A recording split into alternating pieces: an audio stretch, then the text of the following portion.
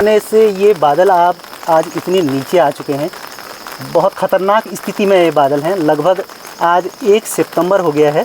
1 सितंबर में भी ये बादल इतने नीचे होने के बाद बारिश का विकराल रूप यहाँ पर लगातार चल रहा है। आइए, हमारे बीच में जनप्रतिनिधि भी हैं सुनील दोसांझ जी। दोसांझ जी, ये सामने जो यहाँ पर पीछे बादल हैं, आपके पीछे ये बादल इस प्रकार से लगातार यहाँ पे बने हुए हैं, आप क्या कहेंगे इस बारे में? हाँ, लगातार बारिश हो रही है और लगातार बादल भी बन रहे हैं। जहाँ ऊंची पहाड़ियाँ होती हैं और दोनों पहाड़ी के बीच में अगर ये बादल अगर घिर के आते हैं तो ये जो हम बादल फटना कहते हैं, इसी प्रकार से बादल फटते भी हैं। और लगातार, क्योंकि वो जून लास्ट लगभग जुलाई फर्स्ट तक बारिश बंद हो जानी चाहिए थी, लेकिन इस बार लगातार ये सितंबर का महीना शुरू हो गया है आज से, और फिर भी लेकिन बारिश बंद नहीं हो पा रही है। इस बार लगातार पहाड़ों में बहुत ज़्यादा बारिश हो रही है और बहुत ज़्यादा नुकसान भी इस बारिश से हो रहा है। हमारे धराली में भी बहुत नुकसान हुआ, थराली में भी बहुत नुकसान हुआ, और बीते दिन हमारा सुमटी बैसाणी में भी इसके कारण बहुत नुकसान हुआ है।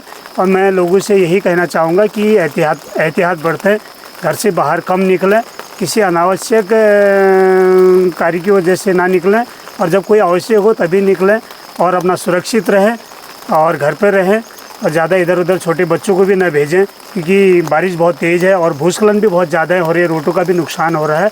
तो कृपया सावधानी बरतें और अपने घरों से ज़्यादा बाहर ना निकलें, और इस बरसात में ज़्यादा निकलने की आवश्यकता भी नहीं है और सावधानी बरतने की बहुत आवश्यकता है। भगवान से प्रार्थना करते हैं कि जल्दी यह बारिश बंद हो जाए और एक अच्छी स्थिति में मौसम आए।